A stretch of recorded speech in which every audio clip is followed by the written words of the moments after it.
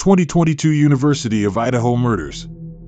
In the early morning hours of November 13, 2022, four University of Idaho students, Madison Mogen, Kaylee Goncalves, Ethan Chapin, and Xana Kernodle, were fatally stabbed in an off-campus house in Moscow, Idaho.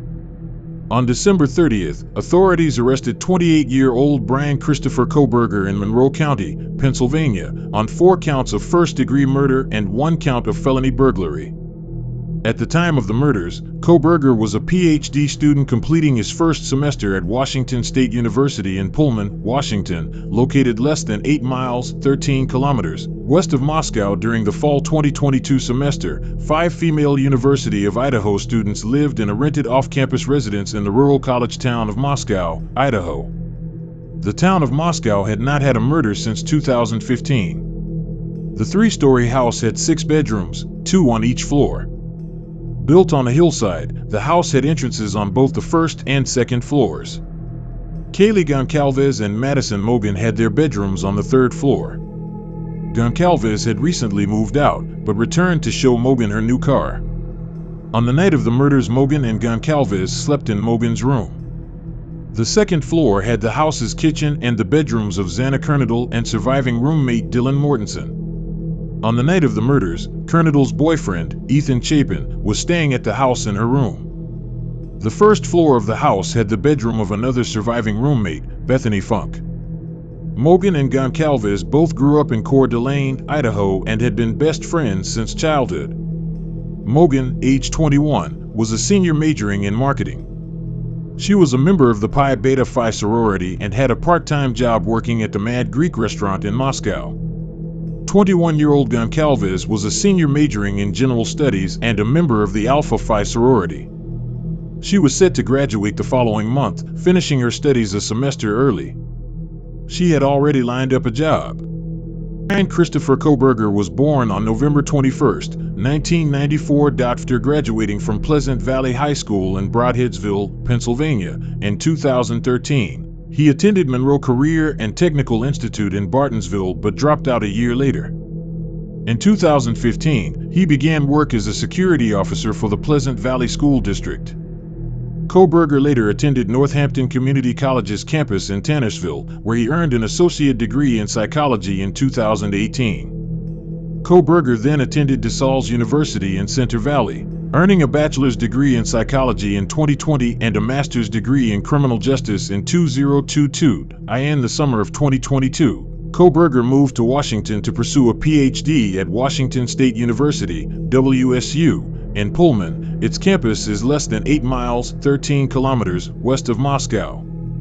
At the time of the killings, he was a doctoral student in criminology and had completed his first semester there just 9 days before his arrest.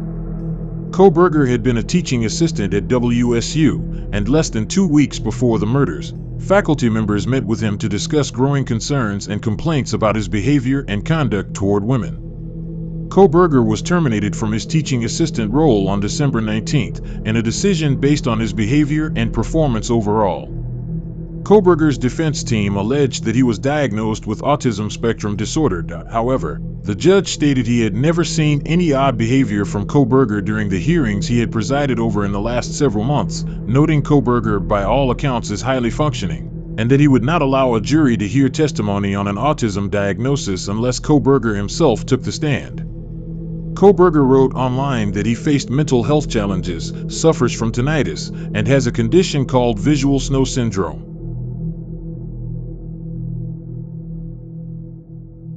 Murders.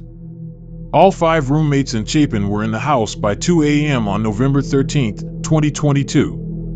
Chapin and Kernodle had returned from an on-campus party at the nearby Sigma Chi fraternity. Arriving home at 1:45 a.m., Mogen and Goncalves had gone to a downtown sports bar called Corner Club and then a food truck called Grub Truck. Arriving home at 1:56 a.m. between 2:26 to 2:52 a.m., the phones of Goncalves and Mogen made several unanswered calls to the former longtime boyfriend of Goncalves, a fellow student. Detectives believe all 4 murders occurred between 4 o'clock and 4:25 a.m. Kernodle appears to have been awake when the killer entered the house, as she had just received a DoorDash food order at around 4 a.m. and was using the TikTok app on her phone at 4:12 a.m. Surviving roommate Dylan Mortensen, who was asleep in her bedroom on the second floor, told investigators that she was awakened by a noise on the third floor that she initially thought was Goncalves and her pet dog.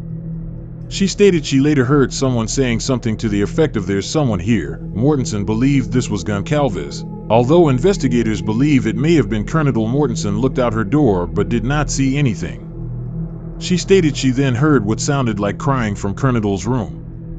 She opened her door again and heard an unfamiliar male voice say, "It's okay, I'm going to help you." Security cameras near the house picked up the sound of whimpering, a loud thud, and a dog barking numerous times. Starting around 4:17 a.m. Mortensen opened her door a third time and saw a figure clad in black clothing and a mask that covered his mouth and nose walking towards her. The man, whom Mortensen stated she did not recognize, walked past her and exited through a sliding glass door in the kitchen. Mortensen stated she stood in a frozen shock phase and then locked herself in her room. She later told authorities she did not immediately call 911 after seeing a masked stranger in the house because she was intoxicated and didn't want to believe what was going on. At approximately 4:26 a.m., Mortensen went downstairs to join the other surviving roommate, Bethany Funk. On the way, Mortensen saw Colonel lying on the floor of her bedroom. She later told police that she believed at the time Colonel may have been intoxicated. The two surviving roommates then locked themselves in Funk's bedroom and spent several hours attempting to contact their other housemates. The following morning they still had not heard anything from the other housemates, and Mortensen called friends over for help. Soon after arriving, one of the friends went to the second floor where he discovered that Chapin and Colonel did not have a pulse. He told the others to exit the home, and Funk called 911 at 11:58, requesting aid for an unconscious person. All four victims were pronounced dead at the home that afternoon. Colonel and Chapin were discovered in her second floor bedroom, with Colonel lying on the floor and Chapin in bed. Mogan and Goncalves were found in the single bed in Mogan's room on the third floor. All four were stabbed to death. The victims were not gagged or restrained, and none had been sexually assaulted. Goncalves had more than 20 stab wounds in addition to injuries connected with asphyxiation and blunt force trauma. Colonel had more than 50 stab wounds, many of them defensive wounds. Upon searching the residence, officers discovered Goncalves' dog, which she shared with her ex-boyfriend, alive and unharmed on the third floor. Police say that during this entire time, Koberger was driving around the neighborhood, and he would have entered the residence just minutes after Colonel's delivery was placed at the front door of the home at 4 a.m. Koberger may have very likely made his way into the house from the second floor, sliding door in the rear of the home while Colonel was collecting her food from the front door.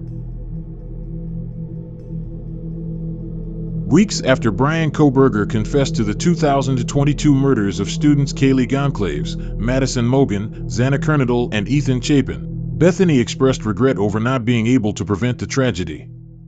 "Not only lost some of my best friends, but I also lost a sister," Bethany wrote in a victim impact statement, which was read to Judge Stephen Hippler in court July 23. Of the night her roommates were found fatally stabbed at their off-campus home in Moscow, Idaho.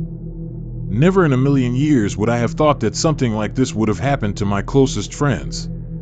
The 21-year-old went on to recount exactly what she remembered from the morning of November 13, 2022. "When I first woke up that morning, I had no idea what happened," she continued in her statement. "I woke up around 7 with a terrible toothache, so I called my dad, who is a dentist. He told me to take Advil, so I did, and I went back to sleep." Bethany Funk's police interview has been released, giving us the clearest look yet at what one of the surviving roommates from 1122 King Road went through. For almost 3 years, cruel speculation online painted Bethany and her roommate as suspects. In her victim impact statement, later read in court by Emily Allen, Bethany even described the guilt she carried for not calling police sooner, even though she knows it would not have changed the outcome. In this episode of Drop Dead Serious, Ashley Banfield breaks down Bethany's words to investigators and the emotional toll they reveal. December 30, 2022, Brian Koberger was arrested and later charged with 4 counts of first-degree murder and 1 count of felony burglary. Following his conviction, the case was fully adjudicated on July 23, 2025. He pled guilty and was sentenced to 4 fixed life terms to run consecutively without the possibility of parole, as well as a fixed term of 10 years for the burglary. The investigation generated a substantial volume of records. The police reports are available to the public and can be found at the link below. Investigative reports or records produced by other law enforcement or government entities, including the Moscow Police Department, Lada County Sheriff's Office, Lada County Prosecutor's Office, Pennsylvania State Police, Federal Bureau of Investigation, Pullman Police Department, University of Idaho, and Washington State University, are maintained by those agencies. Requests for those records should be submitted directly to the respective custodian agency.